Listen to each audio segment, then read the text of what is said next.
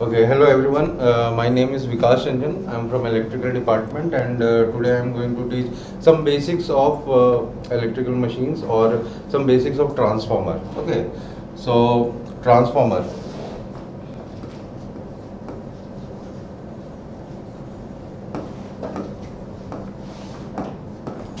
तो पहले हम लोग देखते हैं ट्रांसफार्मर का डेफिनेशन क्या होता है। तो मैं बोर्ड पे लिख देता हूँ।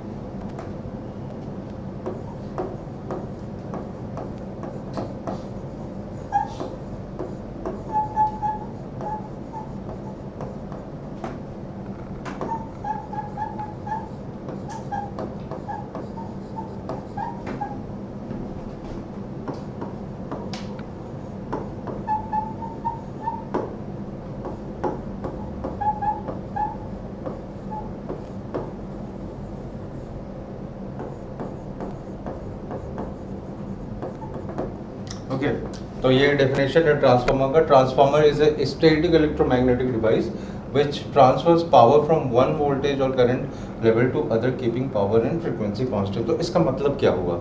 इसका पहले आता है स्टैटिक इलेक्ट्रोमैग्नेटिक डिवाइस। तो स्टैटिक मतलब क्या होता है कि वो स्थिर है। ओके, इसमें कोई भी रोटेटिंग पार्ट्स नहीं है, कोई भी पार्ट उसका रोटेट नहीं कर रहा है दूसरे इलेक्ट्रिकल मशीन डिवाइस के कंपैरिजन में। जैसे डीसी मशीन हो गया, इंडक्शन मशीन हो गया या सिंक्रोनस मशीन हो गया, जिसमें रोटर रोटेट करता है, लेकिन इसमें कोई भी पार्ट रोटेटिंग या मूविंग नहीं होता है।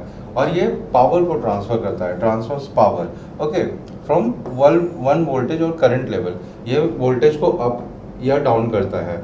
वो हम लोग देखेंगे कि वो कैसे होता है। और जब ये पावर को ट्रांसफ़र करता है, वोल्टेज और करंट को ऊपर नीचे करता है, तो इसमें पावर और टोटल फ्रीक्वेंसी, और ये टोटल पावर और फ्रीक्वेंसी हमेशा कांस्टेंट होना चाहिए, और यह कांस्टेंट रहता है। Okay,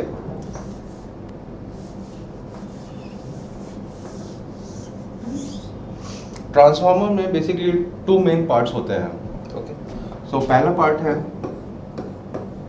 core of the transformer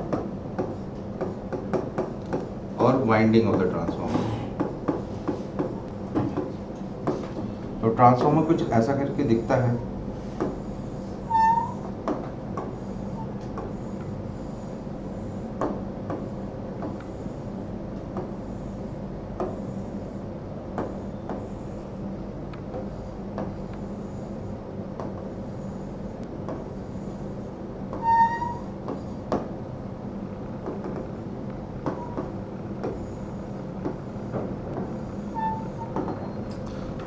so ये हमारा ट्रांसफार्मर है और ये हमारा कोर है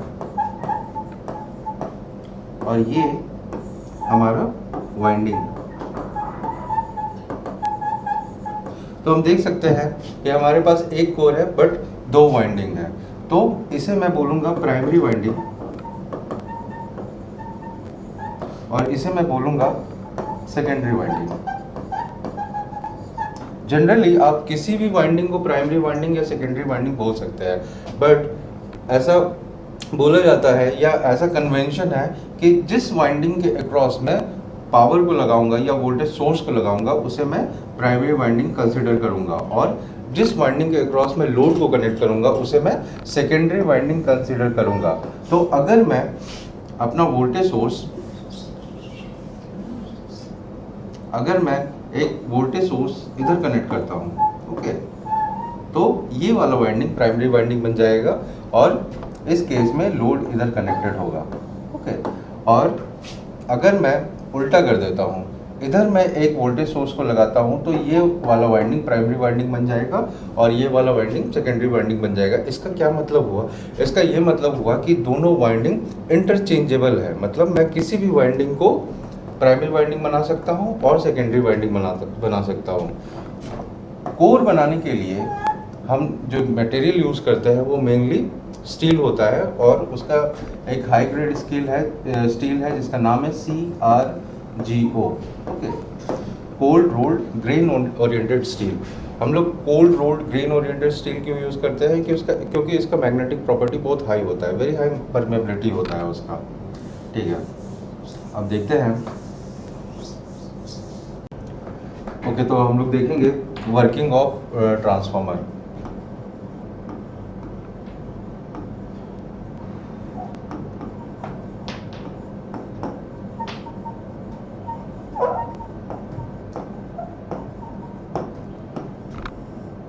ओके, तो ट्रांसफार्मर में क्या होता है? एक कोर होता है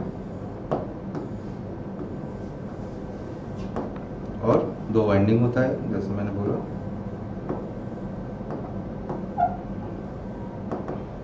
ओके, तो पहले हम लोग एक आइडियल ट्रांसफार्मर पे देखेंगे कि कैसे काम चलता है। तो आइडियल ट्रांसफार्मर क्या होता है?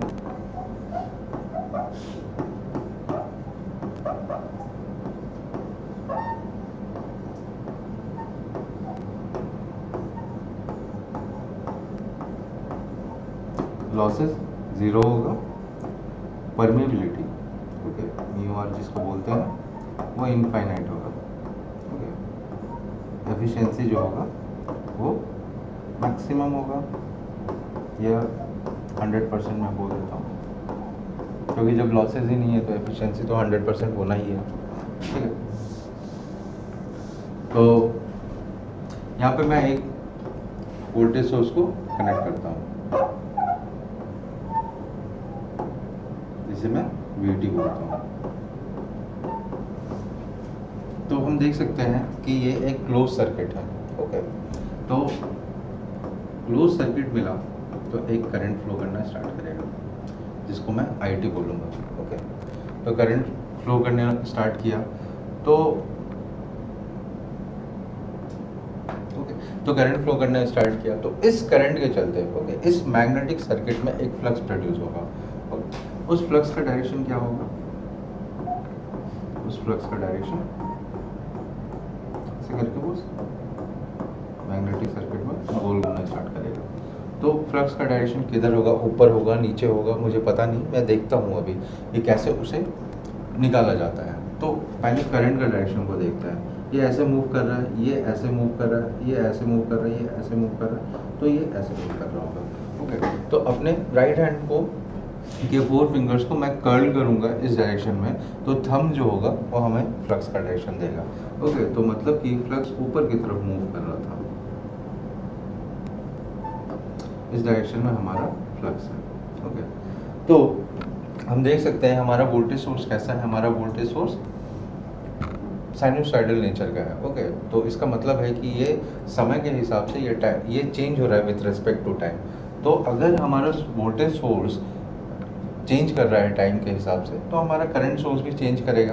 ओके, करंट सोर्स चेंज करेगा तो हमारा फ्लक्स जो करंट पे डिपेंडेंट है या करंट के नेचर का है वो भी चेंज करेगा। Okay, there is no problem. तो जिसका मतलब है कि फ्लक्स चेंज कर रहा है, changing with respect to time. तो अब हम एक लॉ सीखेंगे जिसे हम बोलते हैं Faraday's law.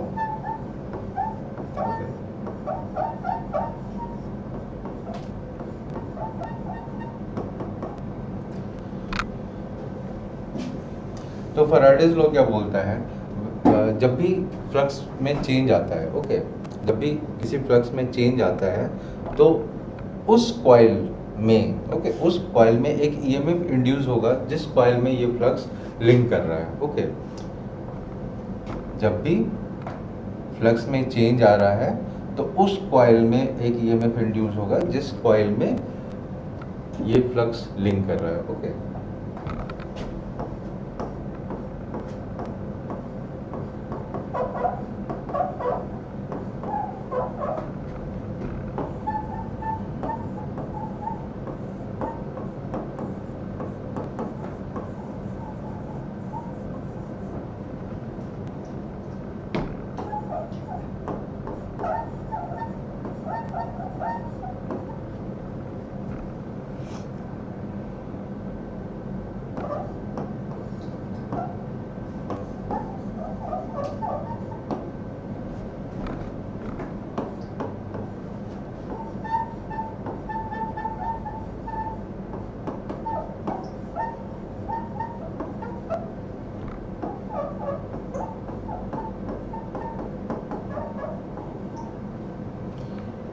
states that an EMF is induced in the coil if there is change in the coil with respect to time. Okay, and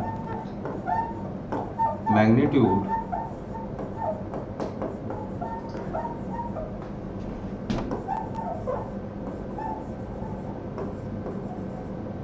EMF is given by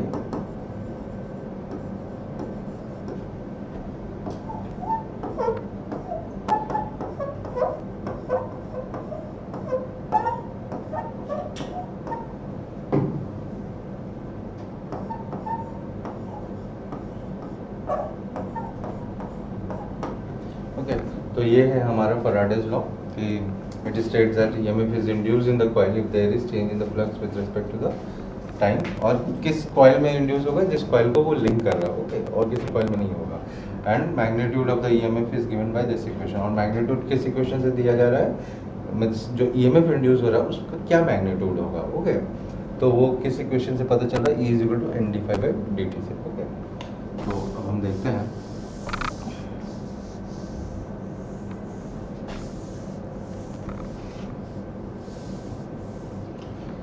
okay तो फैराडेज लॉ से पता चल गया कि एक EMF induce हुआ होगा इस कॉइल में, क्योंकि हमारा फ्लक्स चेंज हो रहा है विथ रिस्पेक्ट टू टाइम। तो अब EMF का डायरेक्शन मीन्स EMF और पोलैरिटी ऐसे लिखूं या ऐसे लिखूं, ये कैसे डिसाइड होगा? तो हो सकता है ना कि पोलैरिटी पॉजिटिव वाला टर्मिनल ऊपर हो सकता है, नीचे हो सकता है, तो ये कैसे डिसाइड होगा, ये हमें बताएगा। ये डिसीजन हम कैसे लेंगे, लेंज लॉ से लेंगे, ओके। तो लेंज लॉ,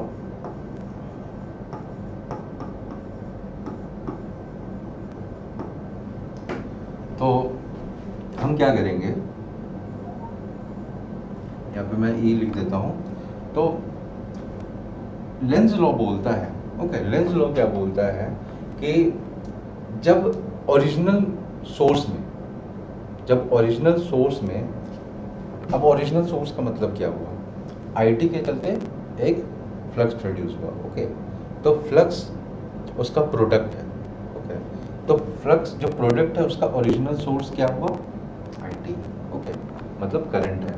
तो लेंज लॉ बोलता है जब ओरिजिनल सोर्स में कुछ चेंजेस आएगा, या मैं ऐसे बोलता हूँ जब ओरिजिनल सोर्स हमारा इंक्रीज करेगा, ठीक है, जब ओरिजिनल सोर्स हमारा इंक्रीज करेगा तो ये जो इंड्यूस्ड EMF है, ओके, ये जो इंड्यूस्ड EMF है वो एक करंट को फ्लो करवाएगा, एक करंट को फ्लो कराएगा, और वो करंट का डायरेक्शन वो करंट का डायरेक्शन ऐसा होगा कि ये जो इंक्रीज ऑफ करंट है उसको वो अपोज करेगा। तो मान लो इंक्रीज ऑफ करंट इस डायरेक्शन में है, तो इसको अपोज करने के लिए एक करंट फ्लो करेगा जिसका डायरेक्शन ये होगा, और जब भी करंट ऐसे मूव करेगा तो हमारा पोलैरिटी कैसा होगा, हमारा पोलैरिटी ऐसा होगा, ओके। तो यहाँ से हमें EMF का डायरेक्शन पता चल गया, ठीक है, यहाँ से हमें EMF का डायरेक्शन पता चल गया। अब हम ट्रांसफार्मर का EMF इक्वेशन को देखते हैं कि क्या होता है। तो ये जो E है हमने देखा था अभी फैराडेज लॉ में, E is equal to NdΦ/dt होता है, ओके। तो अब थोड़ा देखते हैं, ये VT जो है इसका इक्वेशन में क्या लिख सकता हूँ, Vm sin omega t IT। VT जो है वो इंस्टेंटेनियस वोल्टेज है, Vm हमारा मैक्सिमम वोल्टेज है जो साइन पे डिपेंडेंट है, ओके, या जिसका साइन फंक्शन है उसका, ओके। तो IT कहाँ से आया है, IT बिकॉज ऑफ VT से ही आया है, तो इसका भी नेचर हमारा वोल्टेज सोर्स की तरह ही होगा। तो इसलिए मैं IT is equal to Im sine omega t लिख देता हूँ, और flux phi t, okay, phi t को कौन प्रोड्यूस कर रहा है, IT तो प्रोड्यूस कर रहा है, ओके। तो फाई टी का जो नेचर है वो हमेशा करंट के नेचर की तरह होगा, phi m sine omega t. तो अब मैं यहाँ पे फाई का इक्वेशन लिख देता हूँ, फाई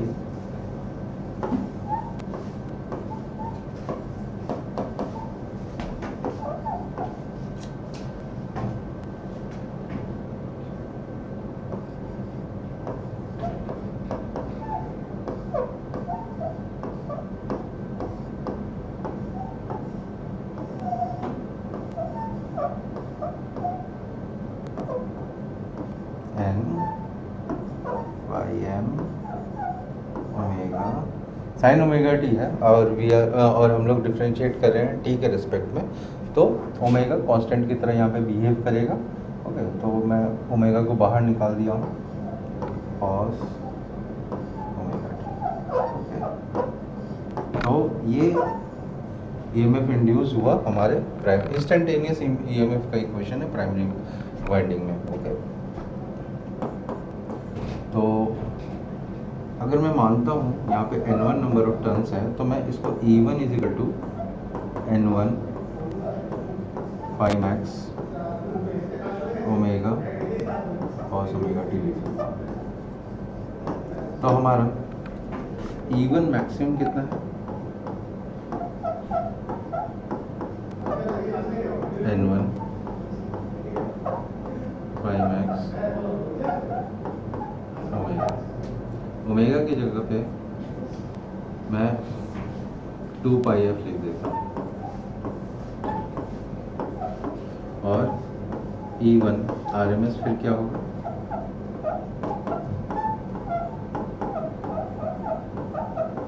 E1 मैक्सिमम बाई 2। इसका वैल्यू होता है 4.44 F N1 फाई मैक्स।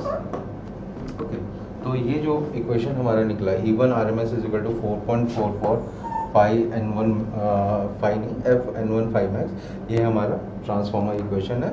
ये EMF इंड्यूस्ड है। ओके, ये मैग्नीट्यूड ऑफ EMF जो इंड्यूस हुआ है प्राइमरी वाइंडिंग में, वेरी इंपॉर्टेंट इक्वेशन है। तो इसे मैं मिटा देता हूँ अभी।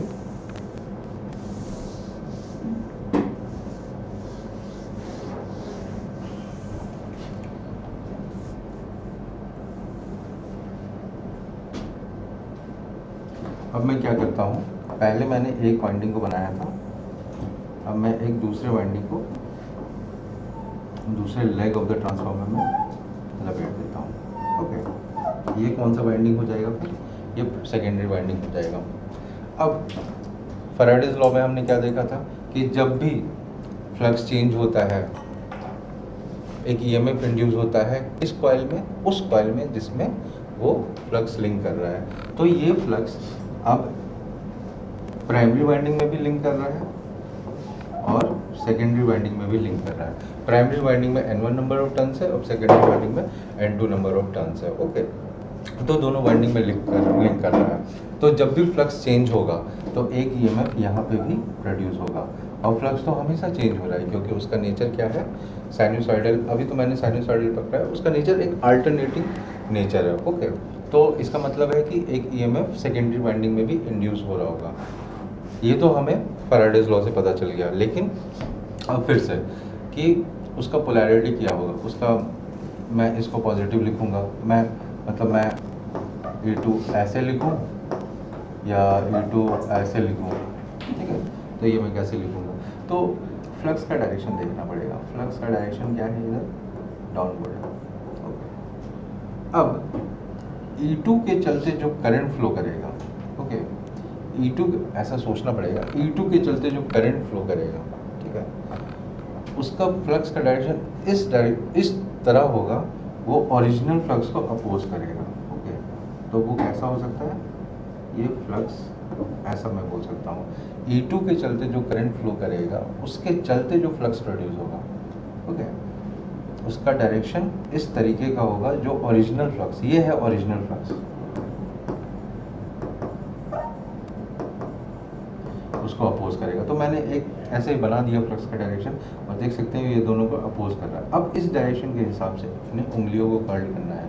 ओके, उंगलियों को मैं कर्ल किया थंब ऊपर के डायरेक्शन में, तब मुझे पता चलता है हमारा करंट कुछ ऐसा होगा। ओके, तो इस तरीके से हमें पोलैरिटी पता चलता है, हमारा पोलैरिटी ऊपर में पॉजिटिव होगा और नीचे में नेगेटिव होगा। ओके, तो फिर से मैं एक वो इक्वेशन लिखता हूँ। एक बहुत ही इम्पोर्टेंट फॉर्मूला आता है, E1 RMS क्या था? 4.44 F N1 phi max.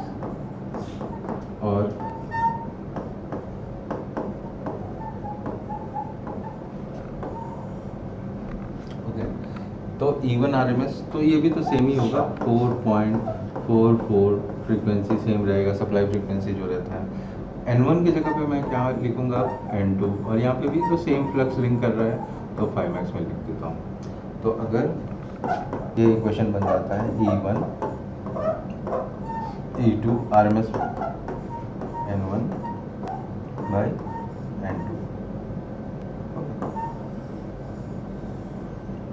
Very important. तो E1 by E2 RMS voltage, RMS induce voltage, हमेशा N1 उसका जो रेशियो होगा वो किसके इक्वल होगा, number of turns primary winding और सेकेंडरी वाइंडिंग से टर्न्स का रेशियो के इक्वल होगा।